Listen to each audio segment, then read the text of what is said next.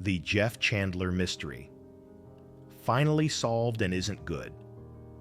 He was the man every director wanted and every woman admired. With silver hair that gleamed under studio lights and a voice deep enough to silence a room, Jeff Chandler looked like the very definition of Hollywood perfection. On screen, he was noble, fearless, untouchable. Off screen, he carried secrets that even fame couldn't protect him from. For decades, fans remembered his charm, his confidence, his tragic smile. But behind that smile was a story no one dared to tell, a story that would expose the hidden side of the golden age of film. In 1961, Hollywood lost one of its brightest stars. His death shocked the entire industry. They said it was a medical complication, a tragic accident. But whispers never stopped. How could a healthy man die after a simple surgery? What really happened behind the hospital doors? After years of silence, the truth has finally surfaced. And it is darker than anyone imagined. His mystery was finally solved, and the truth isn't good. Before the fame, before the flashing cameras and movie premieres, there was a boy named Ira Grossel, born in Brooklyn in 1918 to a struggling Jewish family. His world was far from the glamour that would one day define him. His father worked long hours just to keep food on the table, while his mother, exhausted yet proud, dreamed of a better life for her son. The Great Depression had stolen security from millions. But for young Ira, it sparked something else, a determination to rise above it. He wasn't born into privilege or connections. What he had was charisma, a sharp wit, and an unshakable love for performance. As a child, he'd mimic voices and make people laugh, finding joy in the art of pretending. By the time he finished Erasmus Hall High School, he already knew his destiny wasn't behind a desk. It was under the spotlight. He enrolled in the Fegan School of Dramatic Art in New York City, where he learned the discipline of stagecraft and the raw emotion of acting. Teachers saw something magnetic in him. He wasn't just performing, he was living the characters he played. But it wasn't an easy climb. He took small theater jobs, radio roles, anything to survive, often going hungry just to pay for acting lessons. Then came World War II. Like so many young men of his generation, Ira traded scripts for a uniform, serving in the US Army in the Aleutian Islands. The bitter cold and endless isolation hardened him, taught him endurance, and gave him a new sense of purpose. When he returned home, he was no longer the naive boy from Brooklyn. He was a man shaped by war, carrying both discipline and quiet pain. That transformation would soon make him stand out in Hollywood. The industry was full of dreamers, but few had his mix of toughness and vulnerability. Ira Grossel was ready to become someone new. Soon, the world would forget that name and remember him as Jeff Chandler. When Ira Grossel re-emerged in Hollywood under his new name, Jeff Chandler, everything began to change. The young man who once struggled for stage time was now being groomed by the studios as the next great American leading man. With his tall frame, striking silver hair, and that unforgettable baritone voice, he didn't just walk into a scene, he owned it. Hollywood had found a man who looked like strength itself. His breakthrough came in 1950 with Broken Arrow, where he portrayed the Apache chief Cochise. It was more than a performance, it was a revelation. Chandler gave the role dignity and humanity at a time when Native American characters were often reduced to stereotypes. Critics praised him, audiences loved him, and the Academy noticed he was nominated for an Oscar for Best Supporting Actor, officially cementing his place among the stars. From that moment, Jeff Chandler became a symbol of American masculinity, stoic, heroic, quietly intense, yet behind that commanding presence was a sensitive soul. Off-set, he wrote music, recorded romantic ballads, and filled concert halls with his smooth voice. Songs like I Should Care and All I Do Is Dream of You revealed a tenderness that his film characters never could. The contrast fascinated fans. How could a man so rugged sing with such aching softness? But Chandler wasn't content to be just another studio puppet. He wanted control. He wanted meaning. So he formed his own production company, a bold move in an era when most actors simply obeyed studio contracts. He began developing his own projects, determined to shape stories that carried depth and truth. For him, acting wasn't about fame, it was about creation. By the mid-1950s, Jeff Chandler had everything: critical acclaim, a devoted audience, and a reputation as one of the most reliable stars in the business. Yet the same drive that lifted him to greatness would also begin to consume him. Fame had made him a legend, but it was also slowly building the walls that would trap him. At the height of his fame, Jeff Chandler seemed to have everything a man could want. Money, fame, and adoration followed him wherever he went. And by his side was the beautiful actress Marjorie Hoschel, whom he married in 1946. To the public, they looked like the perfect Hollywood couple, two stars glowing in the same light. They had two daughters, Jaime and Dana. And for a while, their home in Los Angeles was filled with laughter, press cameras, and the illusion of a perfect life. But behind those polished smiles, cracks had already begun to show. Chandler was working non-stop, juggling movie sets, recordings, interviews, and public appearances. He was everywhere, except where he was needed most.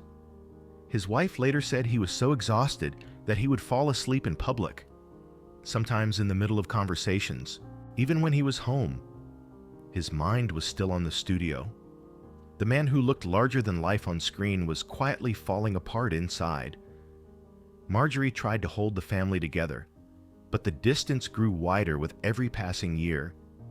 Fame had stolen not just his time, but his peace. In 1951, they separated for the first time. Friends said Chandler wanted to fix things, and they did reconcile briefly. For a moment, it seemed like the old love had returned, but Hollywood has a way of testing hearts. While filming Raw Wind in Eden in 1957, Chandler met the glamorous Esther Williams. Their affair became tabloid gold, splashed across magazines and whispered about in studio hallways. When Marjorie learned the truth, she walked away for good.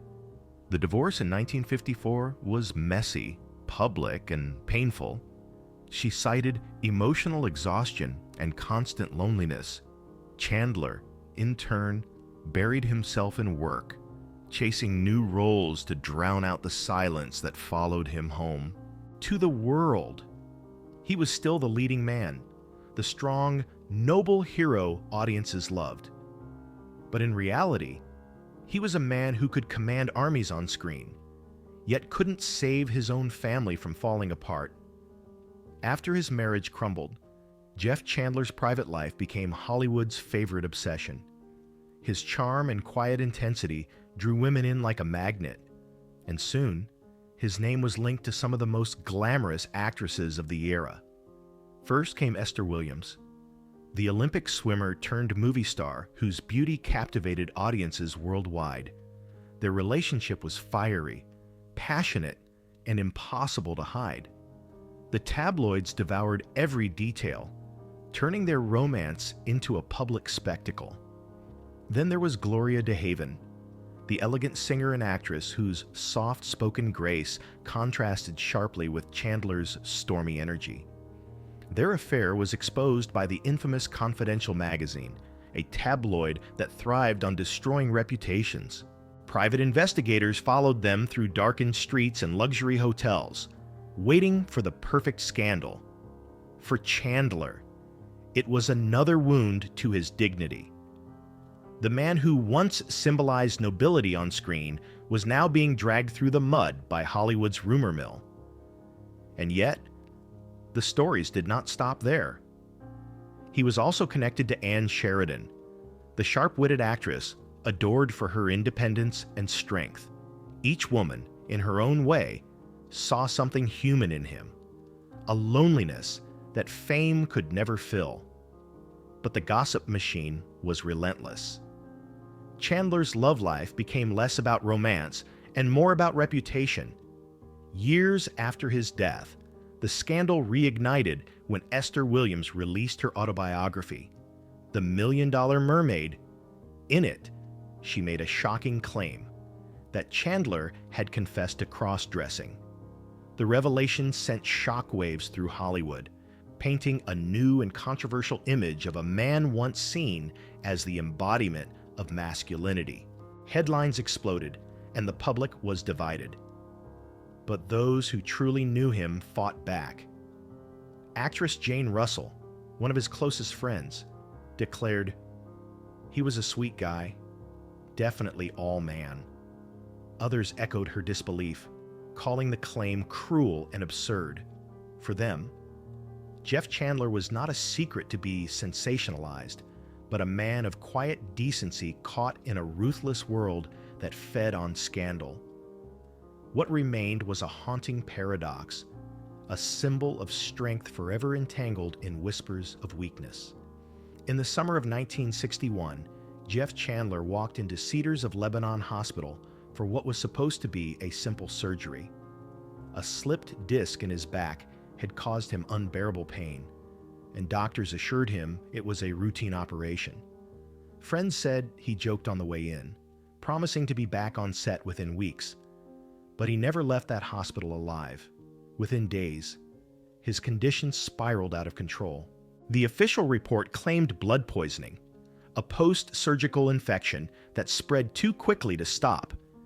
Yet those who knew him were not convinced. How could a healthy, strong man die so suddenly from a minor procedure? Soon, whispers began to spread through Hollywood. Nurses spoke of panic in the operating room, of confusion and mistakes. Someone had reportedly administered a drug Chandler was allergic to. Others claimed the reaction was ignored until it was too late. By the time the truth began to leak, it was already too late to save him. The hospital refused to release details, hiding behind technical language and silence. Universal Studios, the company that had built Chandler into a leading man, quietly discouraged questions. They could not afford a scandal involving one of their biggest stars.